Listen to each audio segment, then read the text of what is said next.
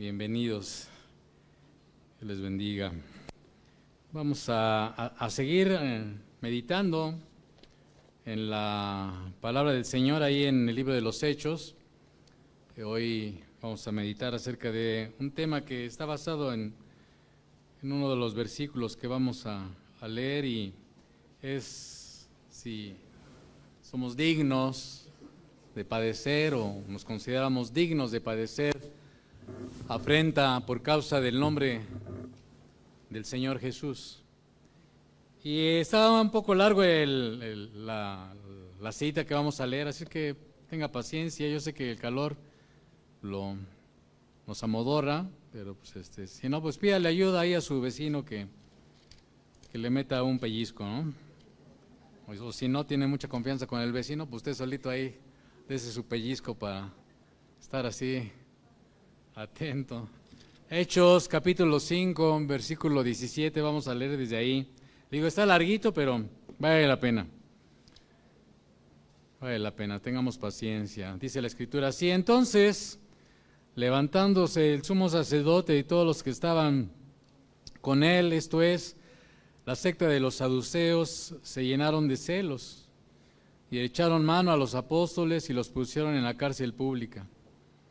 Mas un ángel del Señor, abriendo de noche las puertas de la cárcel y sacándolos, dijo: id y puestos en pie en el templo, anunciad al pueblo todas las palabras de esta vida. Habiendo oído esto, entraron de mañana en el templo y enseñaban. Entre tanto, vinieron el sumo sacerdote y los que estaban con él, y convocaron al concilio y a todos los ancianos de los hijos de Israel, y enviaron a la cárcel para que fuesen traídos. Pero cuando llegaron los alguaciles no los hallaron en la cárcel. Entonces volvieron y dieron aviso diciendo: por cierto, la cárcel hemos hallado cerrada con toda seguridad y los guardas afuera de pie ante las puertas, mas cuando abrimos, a nadie hallamos dentro. Cuando oyeron estas palabras, el sumo sacerdote y el jefe de la guardia del templo y los principales sacerdotes dudaban en qué vendría a parar aquello. Pero viniendo uno, les dio esta noticia: he aquí, los varones que pusisteis en la cárcel están en el templo y enseñan en el pueblo. Entonces fue el jefe de la guardia de los alguaciles y los trajo sin violencia, porque temían ser apedreados por el pueblo. Cuando los trajeron, los presentaron en el concilio, y el sumo sacerdote les preguntó diciendo: ¿no os mandamos estrictamente que no enseñaseis en este nombre? Y ahora habéis llenado a Jerusalén de vuestra doctrina, y queréis echar sobre nosotros la sangre de ese hombre. Respondiendo Pedro y los apóstoles dijeron: es necesario obedecer a Dios antes que a los hombres. El Dios de nuestros padres levantó a Jesús, a quien vosotros matasteis colgándole en un madero. A este Dios ha exaltado con su diestra por príncipe y salvador, para dar a Israel arrepentimiento y perdón de pecados. Y nosotros somos testigos suyos de estas cosas, y también el Espíritu Santo, el cual ha dado Dios a los que le obedecen. Ellos, oyendo esto, se enfurecían y querían matarlos. Entonces, levantándose en el concilio un fariseo llamado Gamaliel, doctor de la ley, venerado de todo el pueblo, mandó que sacasen fuera por un momento a los apóstoles. Y luego dijo: varones israelitas, mirad por vosotros lo que vais a hacer respecto a estos hombres. Porque antes de estos días se levantó Teudas, diciendo que era alguien. A este se unió un número como de 400 hombres, pero él fue muerto, y todos los que le obedecían fueron dispersados y reducidos a nada. Después de se levantó Judas el Galileo en los días del censo, y llevó en pos de sí a mucho pueblo. Pereció también él, y todos los que le obedecían fueron dispersados. Y ahora os digo: apartaos de estos hombres y dejadlos, porque si este consejo o esta obra es de los hombres, se desvanecerá. Mas si es de Dios, no la podréis destruir, no seáis tal vez hallados luchando contra Dios. Y convinieron con él, y llamando a los apóstoles, después de azotarlos, les intimaron que no hablasen en el nombre de Jesús, y los pusieron en libertad. Y ellos salieron de la presencia del concilio, gozosos de haber sido tenidos por dignos de padecer afrenta por causa del nombre. Y todos los días, en el templo y por las casas, no cesaban de enseñar y predicar a Jesucristo. Lucas, en su narración de los hechos que tuvieron lugar en los comienzos de la iglesia, como hemos visto en todo este tiempo que hemos estado meditando y estudiando acerca de este libro, él nos va a presentar aquellas situaciones que se dan en la iglesia, situaciones internas de tensión y situaciones externas. La iglesia en su desarrollo, en su crecimiento, en su evolución, no ha dejado de tener situaciones que vienen desde adentro y cosas que vienen desde afuera. Y Lucas también nos va a enseñar, nos va a narrar y nos va a mostrar, guiado por el Espíritu Santo, cómo los creyentes tuvieron que afrontar esas situaciones y qué principios nosotros podemos seguir como iglesia para hacer frente a esas situaciones que se pueden dar adentro o que se pueden dar de afuera hacia adentro, ¿verdad? Y ser esa iglesia que Dios quiere que seamos, de ser una iglesia que es testiga eficaz del Evangelio del Señor Jesucristo. Nosotros hemos sido llamados a ser luz y llamados a ser sal.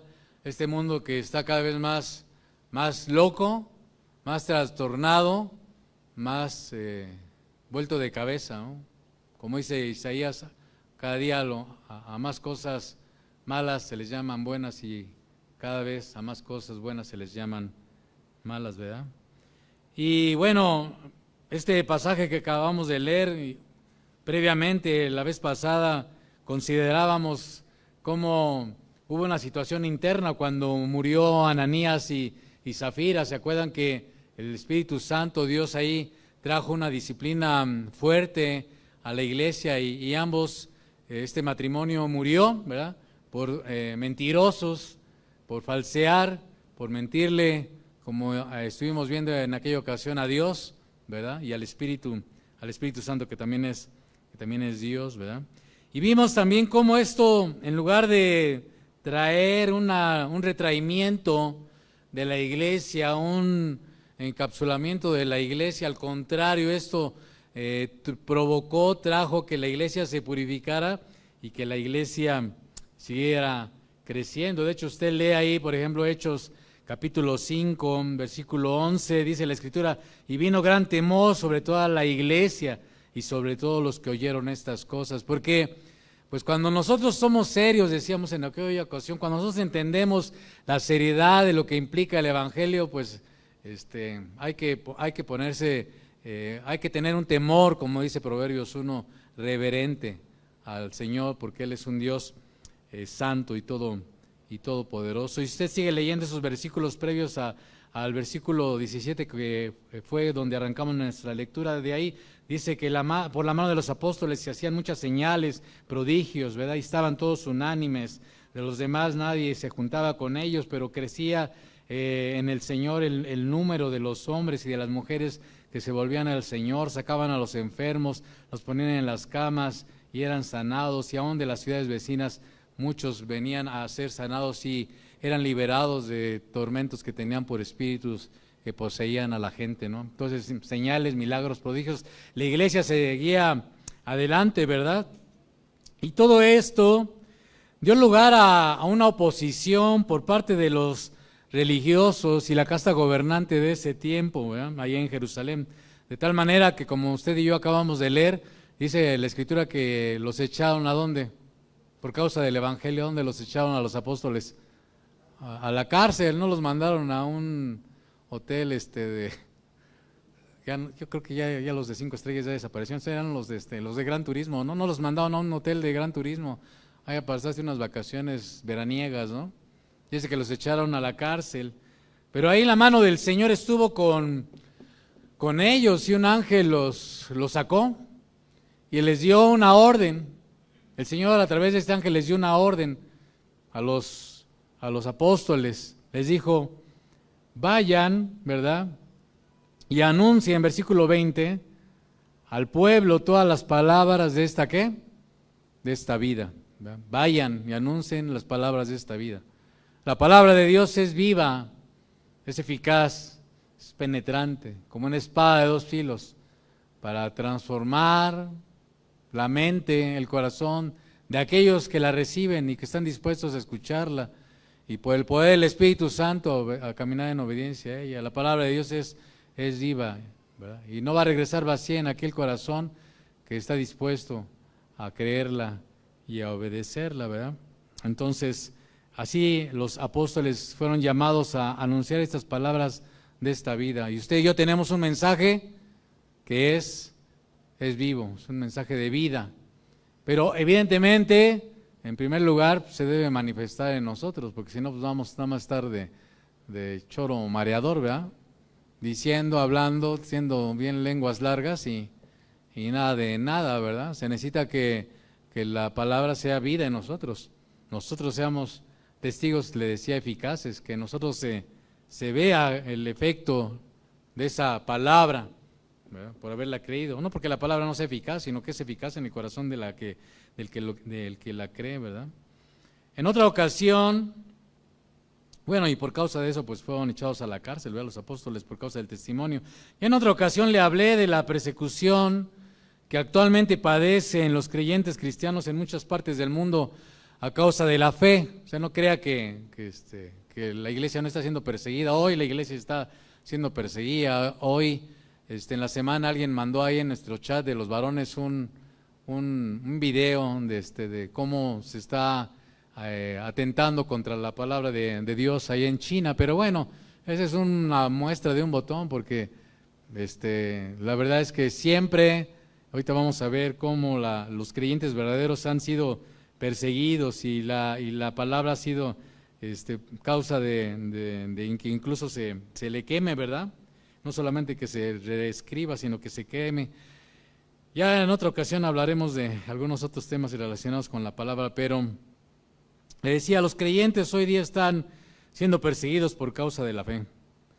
Y esta oposición se puede presentar aún, como le dije en aquella ocasión, desde el ámbito familiar, el ámbito laboral, en la comunidad donde alguien pone de manifiesto que es creyente, y aún hasta en ámbitos nacionales. Así que yo no sé si algunos les decía en la mañana, una recién persona que se bautizó, le externaba, una persona que se bautizó hace, ¿qué? 3 semanas, 4 semanas, externaba que cuando esta persona le anunció a su familia que se iba a bautizar, la familia se puso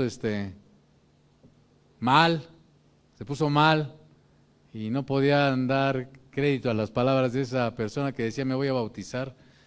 Me acuerdo de mi cuñado que cuando él vino a los pies de Cristo y se arrepintió y se convirtió para hacerse discípulo del Señor, su abuelita le decía, yo prefería verte borracho allá afuera que usted no se ría porque es serio, te prefería borracho. Es que les digo esto porque a veces no tomamos en serio estas cosas, pensamos que son cosas nimias o mínimas, ¿no? Y le decía a la abuelita de él, te preferiría borracho que ahora siendo un cristiano. Así a veces se ponen las cosas, ¿no? A veces se ponen las cosas. Una de las preguntas que necesitamos hacernos, cada uno de nosotros, no se apresura a contestar, ni siquiera ahí en su lugar, piénselo, razónelo, es esta: ¿estoy dispuesto a padecer afrenta por causa del nombre del Señor Jesucristo? ¿Estoy dispuesto a padecer afrenta por causa del testimonio? ¿Estoy dispuesto a padecer afrenta por causa de vivir en obediencia a Dios y a sus mandamientos? ¿Estoy dispuesto a esos extremos, a esas situaciones? Como hemos visto desde inicios la iglesia y hasta nuestros días, los creyentes verdaderos han padecido por causa del nombre del Señor.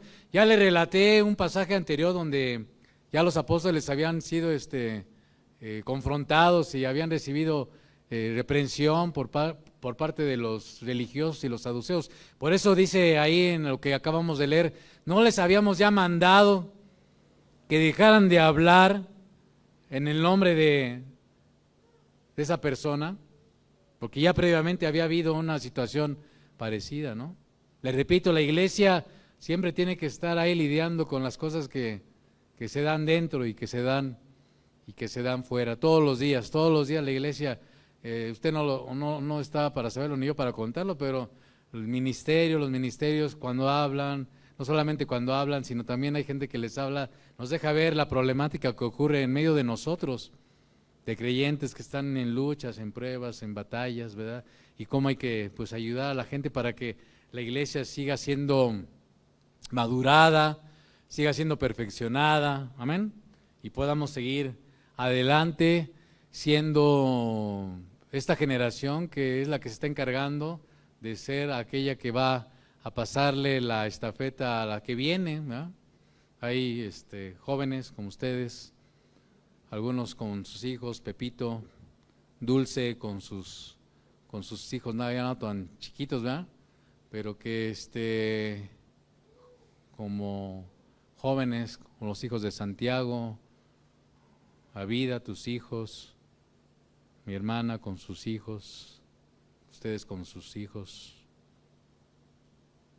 Y aunque no tengamos hijos, nosotros para ser luz y sal y pasarle a las generaciones que vienen el testigo, ¿no? Se dice, ¿no? Pasarles el testigo. Para continuar esta labor que el Señor comenzó, ¿no? Amén. Somos esta generación. Y le decía, hemos visto desde los inicios de la iglesia y hasta nuestros días cómo los creyentes verdaderos padecen por causa del nombre de Cristo. Hay un artículo muy interesante al respecto de la historia de la persecución en el portal de una organización que se llama Puertas Abiertas. La vez pasada le hablé acerca de Puertas Abiertas. Cualquier cosa, pues ahí pone en el buscador Puertas Abiertas y ya le va a salir la referencia a la página de ellos. Y le voy a citar algunas partes de este artículo que me pareció interesante. Y voy a citar. Dice, desde el triste día en que Caín se levantó contra su hermano y lo mató, la persecución se ha extendido sobre la tierra. En los días de hoy, la batalla histórica entre el bien y el mal continúa de manera incesante y la injusticia se acumula, muchas veces chocando a cualquier observador de la persecución al cristianismo. Titula el artículo 19 siglos de persecución. Continúo con la cita. Para anteponer nuestro futuro, primero, pongan atención, por favor. Les ruego que pongan atención.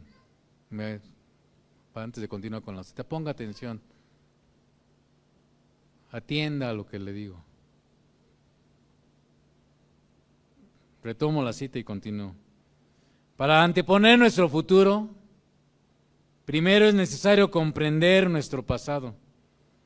La persecución, como hemos visto, nunca se alejó de la iglesia. Ciertamente, para los que vivieron durante las primeras olas de persecución que barrieron la historia eclesiástica, ser perseguido parecía formar parte de la norma de la vida cristiana. De hecho, la persecución ha acompañado la historia de la iglesia, pero ella viene y va como el movimiento de las olas del mar. Los periodos de tolerancia, entre comillas, se lograron a duras penas, seguidos inevitablemente por nuevos ataques, tanto por fuerzas de fuera de la iglesia o trágicamente dentro de ella. Nosotros, en Occidente, al principio del tercer milenio, hemos disfrutado de un largo periodo de libertad religiosa. La historia, sin embargo, nos enseña que no hay garantía de que esa libertad continúe indefinidamente. Fin de esta parte de la cita. Y el artículo hace un recuento histórico que da cuenta de la persecución de la iglesia durante el Imperio Romano. 10 césares persiguieron a la iglesia de una manera trágica, dramática. En la Edad Media, durante la Reforma, en los siglos XV y XVI, y ahí se inventó la Inquisición, porque el otro que le ponen, el que le ponen antes no tiene de santo nada, ¿no?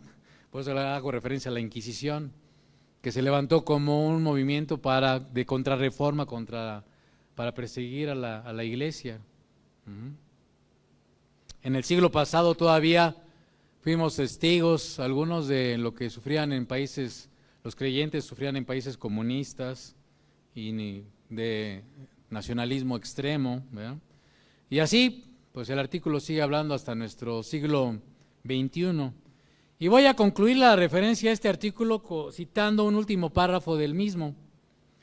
Dice, a la letra, dice, el desafío para la Iglesia Occidental en el siglo XXI será no solo seguir despertando para fortalecer a la Iglesia alrededor del mundo, mientras que ésta enfrenta nuevas olas de persecución, pero también se ocupa de lo que está sucediendo en su propio jardín.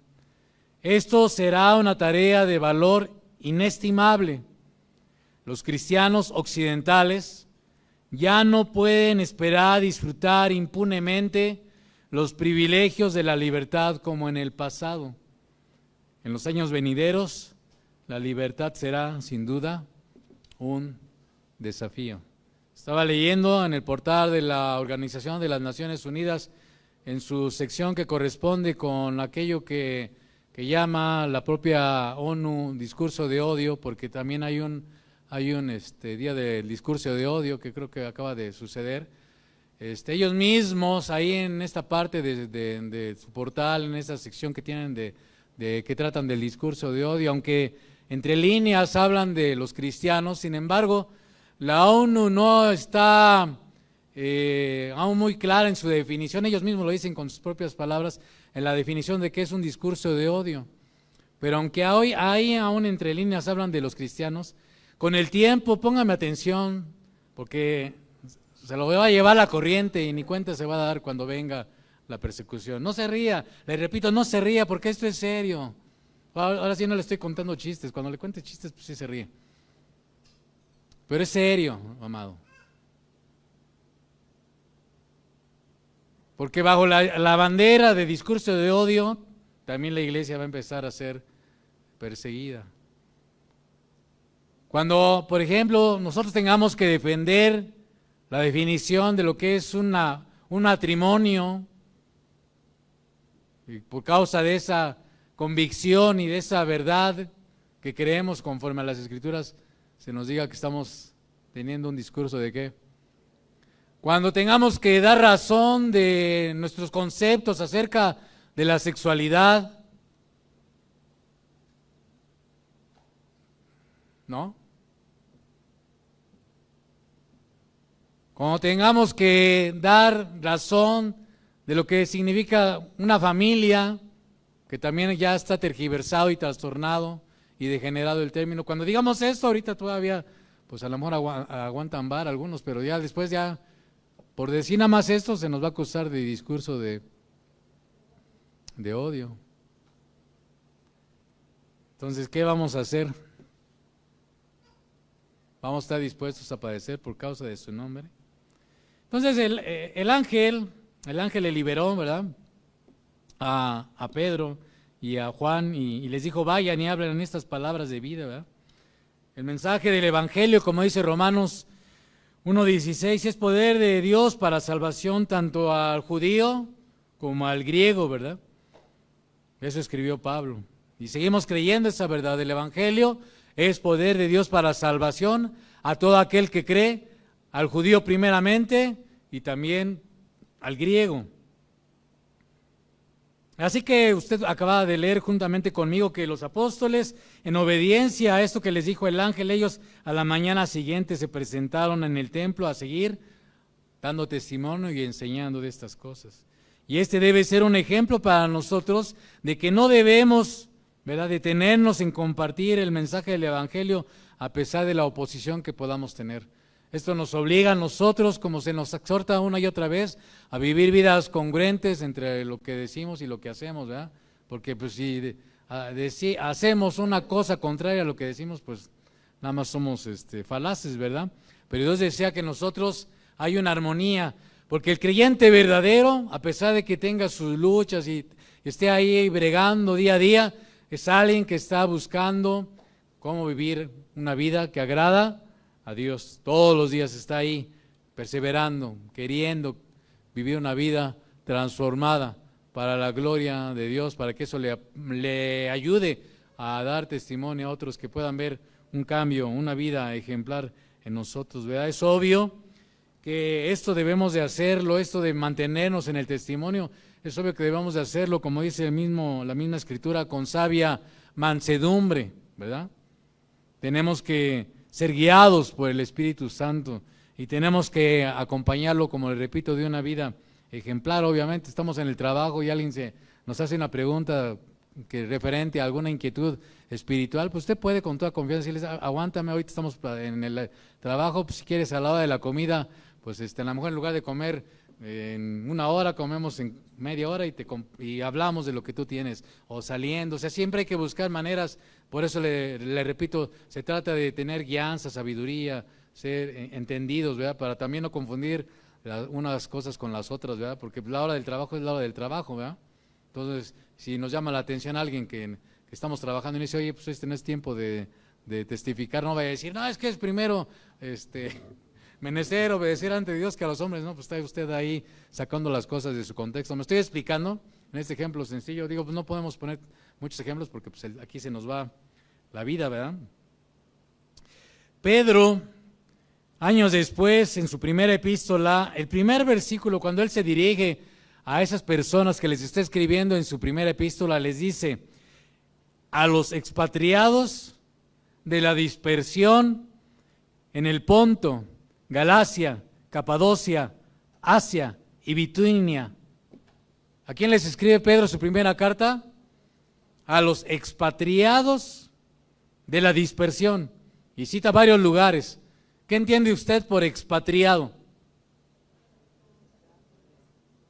Pues alguien que fue echado de su lugar de origen, del lugar donde vive.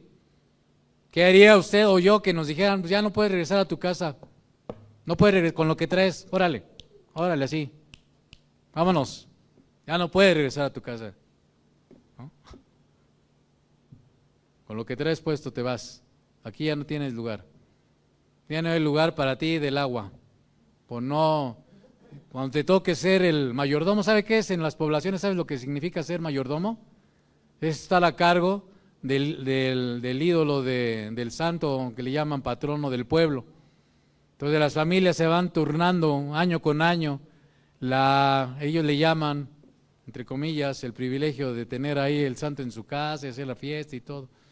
¿Qué va a suceder? ¿Qué sucede con aquellos hermanos que se han vuelto de los ídolos mudos al Dios vivo y santo y que les toque ser el mayordomo en esa ocasión?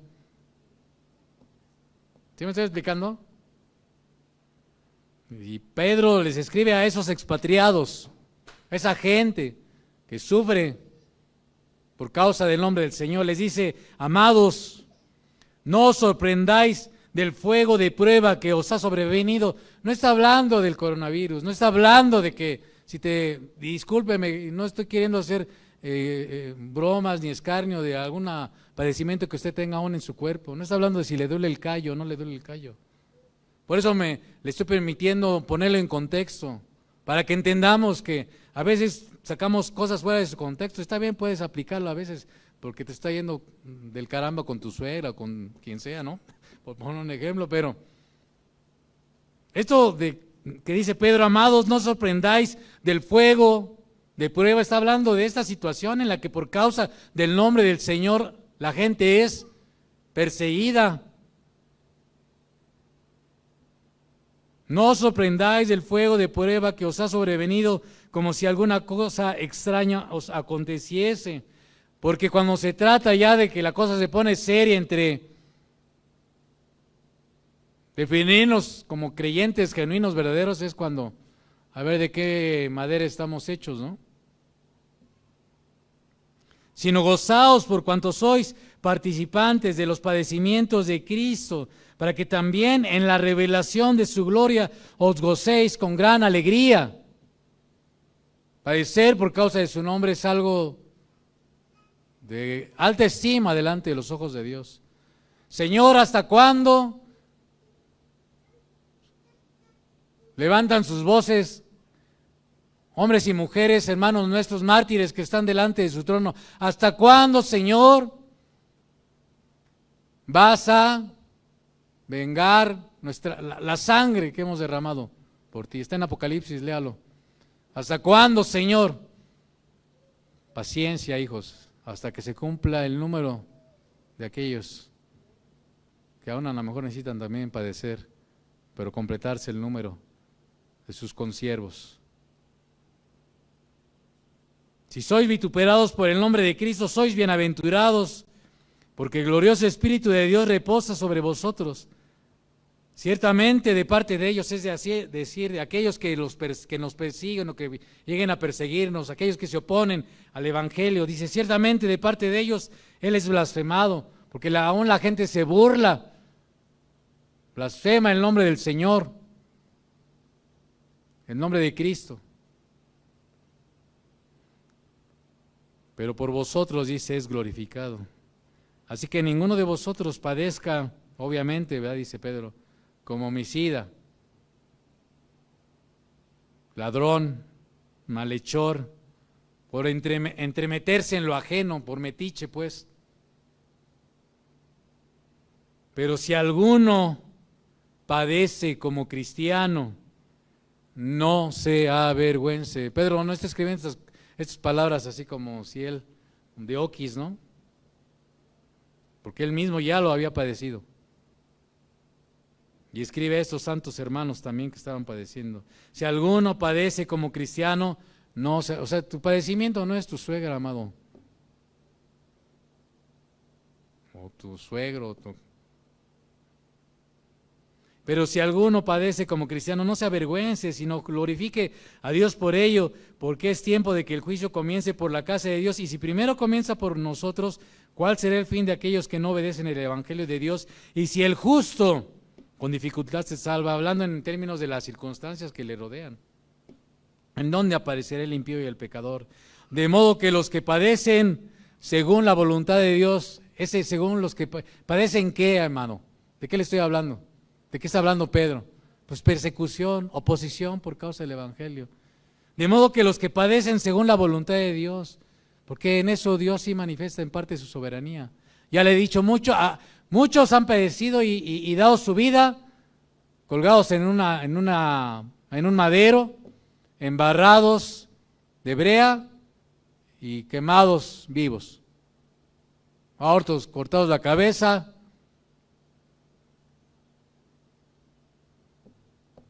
Y así, y no se trata de espantarlo con el petate del muerto, que todos tengan así.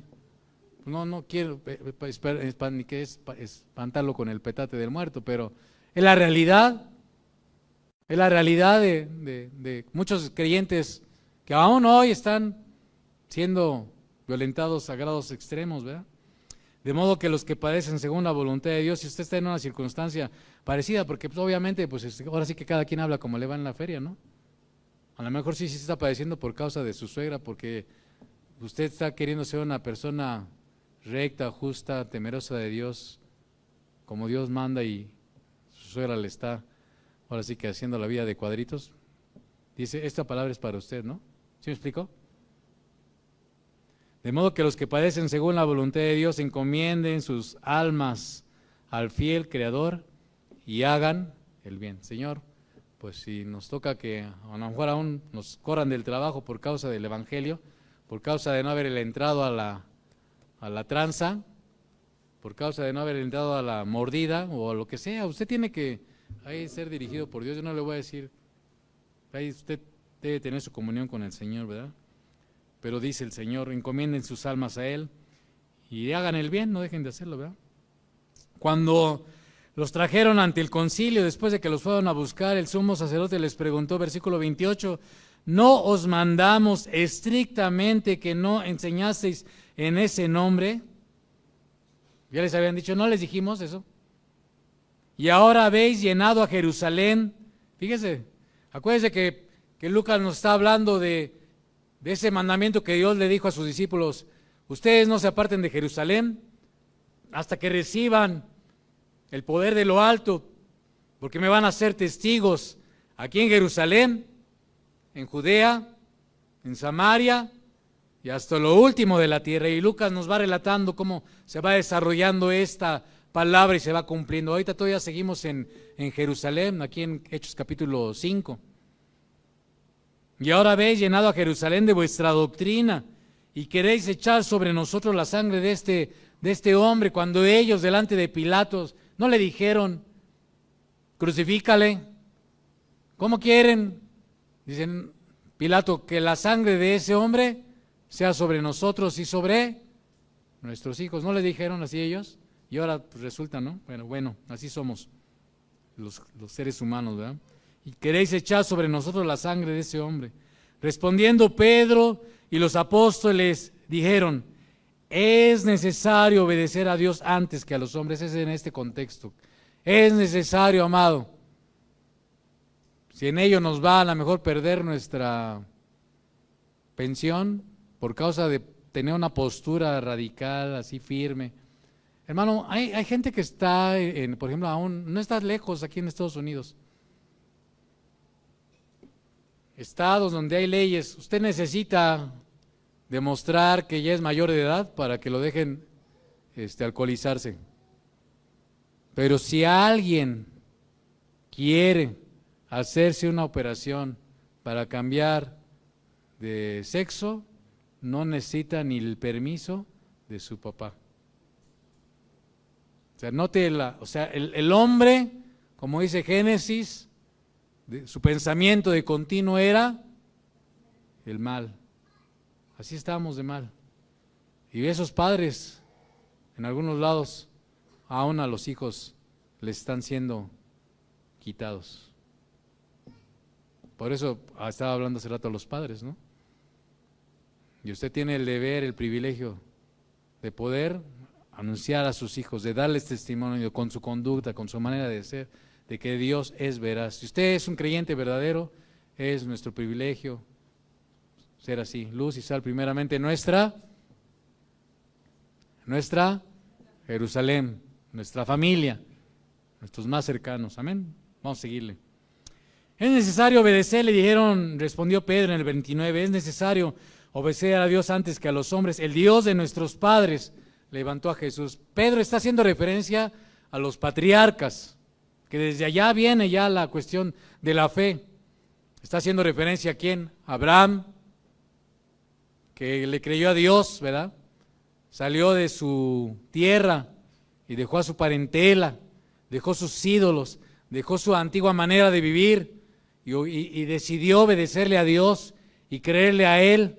Y eso, dice la palabra, le fue contado por justicia porque le creyó a Dios, que Dios le dijo, sal de ahí, sal de esa vida de inmunda, sal de esa vida de idolatría, sal de esa vida de pecado. Y le creyó Dios y fue contado ese acto de obediencia por justicia. Igual Isaac, igual Jacob, el Dios de nuestros padres levantó a Jesús. ¿De qué está hablando Pedro?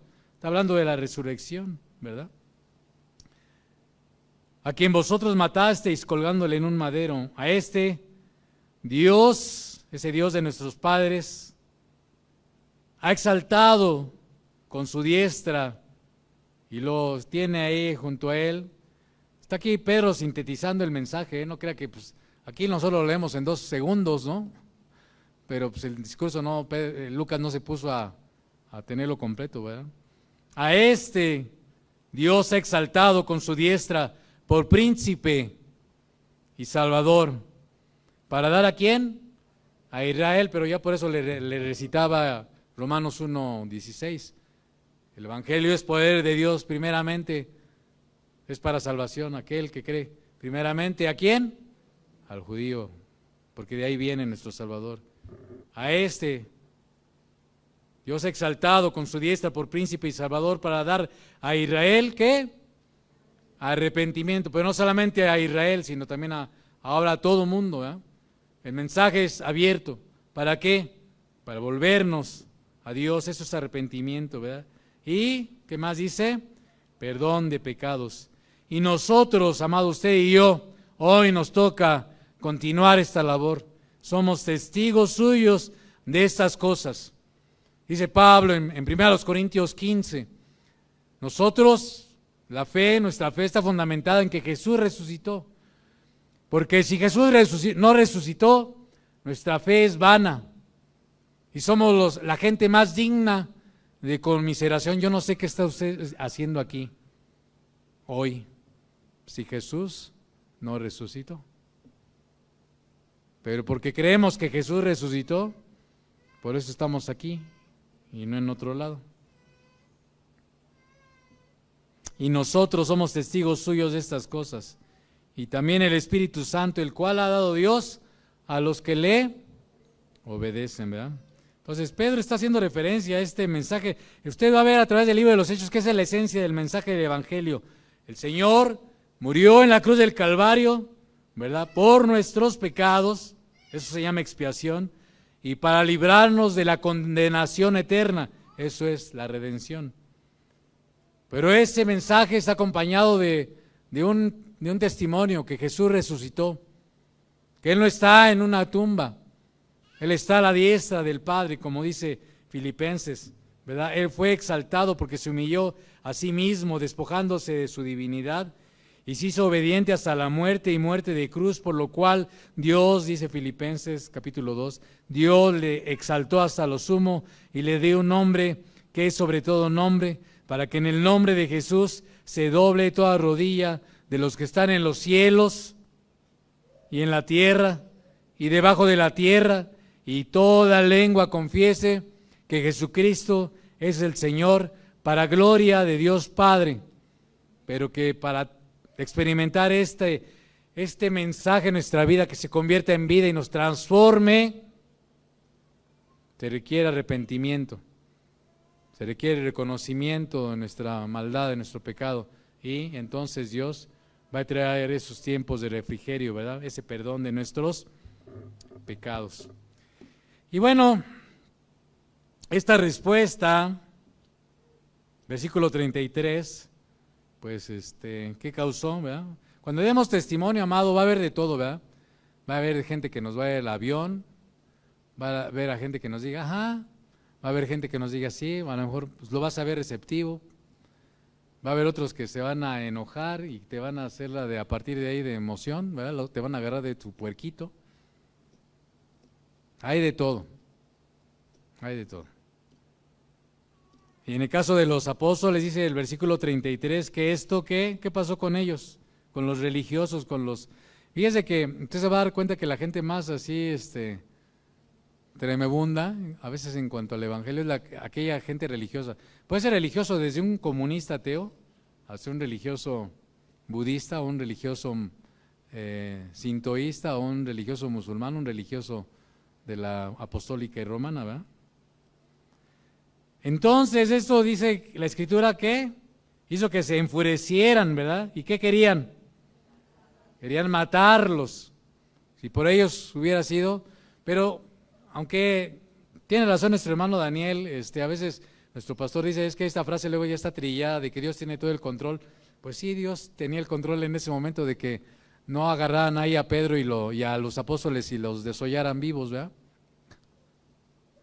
Porque Dios seguía teniendo ahí en su plan perfecto planes para más adelante. Pero los puso furiosos, ¿verdad? Y querían matarlos. Entonces, bueno, usted acaba de leer conmigo que se levantó un hombre fariseo llamado Gamaliel e hizo referencia a dos personajes que se levantaron en dos revueltas civiles en tiempos pasados recientes de cuando sucedió esto y que fracasaron, ¿verdad? Pues no lo voy a volver a leer porque ya lo leímos. Usted estaba bien atento y ahorita no se está distrayendo, ¿verdad? Entonces, esta palabra que Gamaliel empezó a decirle, les dijo, miren, cuando hizo referencia a estos dos hombres que te habían tenido esta revuelta civil, le dijo, apartaos de estos hombres, versículo 38, ¿y qué? Y dejadlos, porque si este consejo, esta obra es de los hombres, se desvanecerá, mas si es de Dios, no la podréis destruir. No seáis tal vez hallados luchando contra Dios. Vamos a esperar que nuestra hermanita pueda estar ahí atrás con su bebito. Repito, Gamaliel les dijo, apartaos de estos hombres y dejadlos, porque si este consejo, esta obra es de los hombres, se desvanecerá. Versículo 39. Mas si es de Dios, no la podré resistir. ¿Por qué? Porque está fundamentada en una palabra que el Señor Jesús les dijo a sus apóstoles, a sus discípulos. Les dijo, Pedro tiene razón, yo soy el Mesías, el Hijo del Dios vivo. Tú eres una pequeña piedra, pero sobre esta roca voy a edificar a mi congregación. ¿Qué eso significa iglesia? A mi congregación. Y las puertas del Hades no van a prevalecer sobre ella. Desde que el Señor fue levantado en una cruz, en el Calvario, y hasta que Él venga por segunda vez para poner a todos sus enemigos por el estrado de sus pies, va a haber alguien, siempre Dios va a tener a alguien, un remanente fiel, testigos que estén dispuestos, aún si se requiere, al grado extremo que es perder la vida por causa de su nombre. Si una obra es de Dios, amado, los hombres no la van a poder destruir. Finalmente dice la Escritura que después de mandarlos ahí al spa, que les hicieran masajito en la espalda, pues no, ¿verdad? No dice eso, ¿no? ¿Qué dice? Pues dice que después de azotarles, ¿verdad? 40 menos 1, decía Pablo, ¿verdad? 40 menos 1 azotes, ¿no? Y cuando estamos hablando de azotes, no crea que así lo estaban acariciando la espalda, ¿no? Les azotaron y les amenazaron. En el griego, en el original, cuando dice que les intimaron, así pues está suavecito, intimaron, no. El original da a entender que les amenazaron violentamente, ese es el sentido de la palabra en el original. Les amenazaron violentamente a no seguir hablando en el nombre de ¿quién? De Jesús. ¿Qué vamos a hacer nosotros, amado? ¿Qué vamos a hacer nosotros? Ellos al salir estaban gozosos de haber sido tenidos por dignos de padecer afrenta por causa del nombre, gozosos, estaban gozosos de que ellos hubieran padecido por causa del nombre de Jesús. Usted y yo vamos a estar así cuando por causa de su nombre tengamos que ser perseguidos, vituperados, se nos ofenda.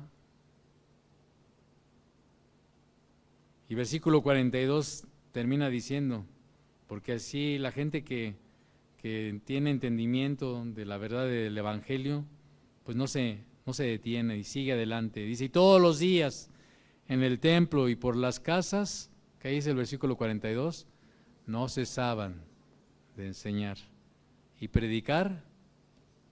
Ejemplo tenemos, hermano, tú decides y yo decido si estamos dispuestos, ¿verdad?, a padecer por causa de su nombre, donde Él nos tiene, ¿verdad?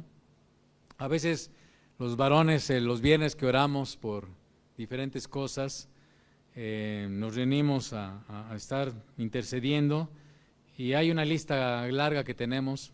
Si usted no sabe de qué estoy hablando, pues es porque no se conecta, ¿verdad? Pero ahí los viernes, los varones nos conectamos regularmente y si usted no, pues conéctese, vamos a orar.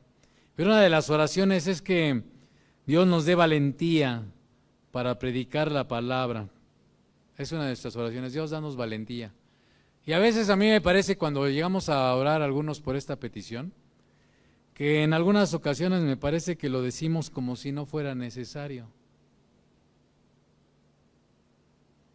Pero yo creo que a lo mejor es porque tal vez es porque no hemos estado en una circunstancia donde se ponga de manifiesto que se requiere tener valentía. Tal vez es porque a lo mejor no somos conscientes, o tal vez porque no hemos estado, como le repito, en una circunstancia en la que la oposición y la persecución, como lo que han y están viviendo muchos creyentes, no la hemos tenido. Por eso, ¿para qué orar por valentía? ¿Para qué orar por valentía? No, pues a lo mejor sí, usted en su circunstancia actual. Ahorita pues a lo mejor no le está llegando el fuego a los aparejos, ¿verdad? Pero créame que nosotros que estamos orando por eso, a lo mejor incluso, y lo digo honestamente y de mí mismo, a lo mejor ni somos conscientes de eso que estamos orando. Señor, ayúdanos con valentía, ayúdanos con valentía, ayúdanos con valentía. Pero si sembramos con esperanza, seguramente cuando se presente el momento, el día de, ¿verdad? El momento clave, en el momento en que, a ver, ¿de qué estás hecho, hijo mío? A ver si de veras, ¿de qué estás dispuesto al grado sumo por causa de mi nombre? Ahí es cuando se va a manifestar. Ay, con razón oramos por valentía, porque ahorita que se necesita de una manera sobrenatural y portentosa, el Espíritu Santo nos va a decir, nos va a sostener, ¿verdad? Y nos va a dar las palabras y vamos a estar ahí firmes. ¿Por qué? Porque ya llevamos como 2 años, decía el hermano Daniel, orando y estamos orando y ya son las mismas, ya no las sabemos al derecho y al revés y oramos y son las mismas, las que crecen pues, son algunas que están ahí, pero ahí siguen siendo las mismas. Estamos como aquella mujer ante el juez injusto, ahí estamos, pero sé, como le repito, que si llegara ese momento, seguramente aquellos que hemos estado orando, Dios nos va en ese momento a decir, para eso estuviste orando. Aquí es cuando, bueno, a lo mejor no lo vamos a sentir en ese momento, pero el Espíritu Santo lo va a usar y que vamos a poder salir avante, ¿verdad?, de algún trance en el que por causa de su nombre tengamos que padecer persecución y oposición. Así que, hermano, pues oremos, ¿no? Ahí en su lugar ore. Yo no sé de su circunstancia, a lo mejor usted ahorita sí la está viendo así, tremenda ahí con su familia, ¿verdad? Por causa de ser un creyente genuino, verdadero, no lo menosprecio. Cierre sus ojos ahí en su lugar y dígale, Señor, en este tiempo, y si no está padeciendo ahorita, pues aún, pues levantemos nuestra voz por tanto hermano nuestro que ahorita está padeciendo aquí. No necesitamos ir a China para saber que hermanos nuestros están sufriendo, ¿verdad? Ya en Chiapas, en Oaxaca, en las sierras, a veces en lugares muy, muy cercanos, a veces aún en nuestras ciudades, ¿verdad? En nuestros barrios. Algunos a lo mejor de nuestros hermanos están sufriendo por causa de su nombre y están ahí necesitando de esta oración. Señor, pues sí necesitamos de tu valentía, Señor. Necesitamos de la llenura de tu Espíritu Santo. Necesitamos de tu sabiduría. Necesitamos de ti, Señor. Para en ese momento en el que nos encontremos entre la espada y la pared, Señor, pues no nos acobardemos, no nos tiemble, aunque sí nos tiemblen las piernitas, Señor, en nuestro ser interior estemos firmes, fortalecidos por ti, y no claudicar y no retraernos de las verdades, no retraernos de ser testigos tuyos, Señor, y ser valientes hasta, pues a lo mejor a algunos les tocará, a algunos otros no sé, Señor, eso está en tu soberanía y en tus planes perfectos. Pero si se llegara hasta el punto extremo de dar la vida, Señor, pues que en ese momento pues nos mantengamos así firmes y no claudicar en la fe. Te lo rogamos. Ayuda a nuestros hermanos que hoy están padeciendo aún a lo mejor ahí en casa, con la familia, por causa de dar un testimonio de una vida justa, obediente a ti. Ayúdales en el precioso nombre de Jesús y fortalécelos. Amén.